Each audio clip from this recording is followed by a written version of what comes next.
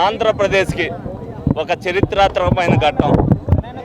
ఎందుకనంటే ఆంధ్రప్రదేశ్ రాజధానిగా అమరావతిని నిన్న లోక్సభలో ఇవాళ రాజ్యసభలో బిల్లు ఆమోదించి మరి చట్టం ఏదైతే చేశారో ఇది చరిత్ర.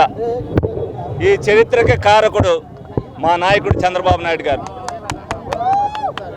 చరిత్ర ఉన్నంతకాలం 500 సంవత్సరాలైనా సరే శ్రీకృష్ణదేవరాయలను ఏ విధంగా చెప్పుకుంటున్నారో 5000 సంవత్సరాలైనా సరే తెలుగుదేశం పార్టీ నాయకుడు మా చంద్రబాబు నాయుడు గారు ఆంధ్రప్రదేశ్ని ఒక సువర్ణాక్షరాలతో అమరావతి రాజధాని నిర్మించి ప్రపంచవ్యాప్తంగా ఒక ఖ్యాతిని సంపాదించి చరిత్రలో చరిత్రకారుడిగా నిలబడిపోతారని సర్వజ్ఞంగా గర్వంగా మేము ఒక తెలుగుదేశం పార్టీ కుటుంబ సభ్యులుగా మేమందరం కూడా చెప్పుకుంటున్నాం. మరందరం కూడా ఈ రోజున ఏదైతే వైసీపీ వాళ్ళు మాట్లాడుతున్నారో నారీ గన్ అంట. నారీ గన్ అంటే ప్రజలు ఎవరికి అర్థం కావట్లా. మరి వాళ్ళు ఎప్పటికైనా సరే ప్రజలకి సమాధానం చెప్పాల్సిన పరిస్థితి ఉంది. ప్రజలందరూ కూడా తెలుసుకోవాలి. చంద్రబాబు నాయుడు గారు విశేష కృషి చేసి అమరావతి నిర్మాణంతో ఆంధ్రప్రదేశ్ అభివృద్ధి ఏ విధంగా అవుద్ది అనేది ప్రతి సందర్భంలో కూడా చెప్తున్నారు. అయినప్పటికీ కూడా వాళ్ళు రాజధాని మీద డబ్బులు దోచుకోవడానికి వస్తున్నారని చెప్తున్నారు.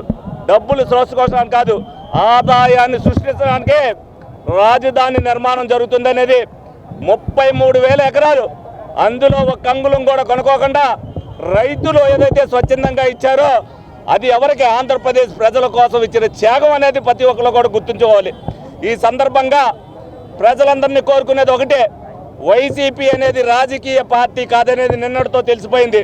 ప్రజలు ఎవరైనా ఓట్లు వేయాలనుకుంటే తెలుగుదేశం పార్టీకి వేయండి. తెలుగుదేశం పార్టీకి నచ్చకపోతే మేము చేసిన పని ఏదైనా ఒకటి నచ్చకపోతే మీరు ఓటేయడానికి మానేయండి, లేదంటే నోటాకు ఓటేయండి అని చెప్పి మీ అందరినీ కూడా సవివరంగా కోరుకోవడం జరుగుతుంది. అదేవిధంగా ఎవరైనా ఆంధ్రప్రదేశ్ ప్రజలు వైసీపీకి ఓటేశారంటే వాళ్ళ పొయ్యి వాళ్ళు తోలుకునేటట్టు సందర్భంగా అందరికి కూడా తెలియజేయడం జరుగుతుంది. భస్మాసురుడు ఎవరైతే హస్తం చేతి మీద పెట్టుకున్నప్పుడు ఏదైతే అయిందో ఎవరైనా వైసీపీకి ఓటేసుకుంటే అదే విధంగా చేతిని నెత్తి మీద పెట్టుకున్నట్టే నేను ఈ రోజు నుంచి కూడా తెలుగుదేశం పార్టీ కుటుంబ సభ్యులుగా ఆంధ్రప్రదేశ్ ప్రజల తరఫున ఆంధ్రప్రదేశ్ ప్రజానీకంలో ఒకటిగా నేను చెప్తున్నాను. దీన్ని ప్రజలందరూ కూడా ఆమోదించవలసిన అవసరం ఎంతైనా ఉంది. మన రాజధాని అమరావతి అనేది మన పిల్లలు మన మనవలు తరాలు కూడా చెప్పుకుంటారు. 21వ శతాబ్దంలో రాజధాని నిర్మాణం అనేది ఒక గోల్డెన్ సిటీగా నిర్మాణం అయిందనేది ప్రతి ఒక్కరు కూడా చెప్పుకుంటారు.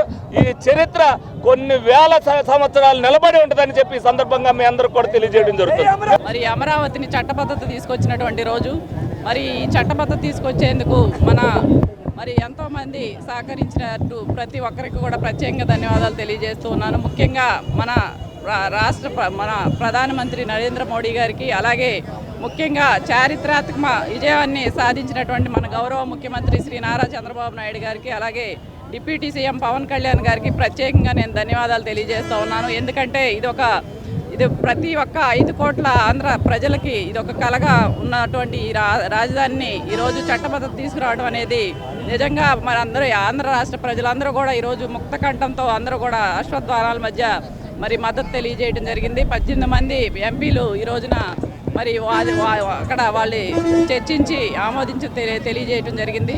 మరి రైతులు ఏదైతే త్యాగాలు చేశారో వాళ్ళ త్యాగాలని మరి గౌరవిస్తూ, ఏదైతే గత ప్రభుత్వంలో జరిగినటువంటి విధ్వంసాలన్నీ కూడా తొలగిస్తూ గౌరవ ముఖ్యమంత్రి శ్రీ నారా చంద్రబాబు నాయుడు గారు మరి ఎంతో కృషి చేశారు. మరి ఈ సందర్భంగా ఆంధ్ర రాష్ట్ర ప్రజలందరి తరపు నుంచి మన గౌరవ ముఖ్యమంత్రి శ్రీ నారా చంద్రబాబు నాయుడు గారికి కృతజ్ఞతలు తెలియజేస్తా ఉన్నాం.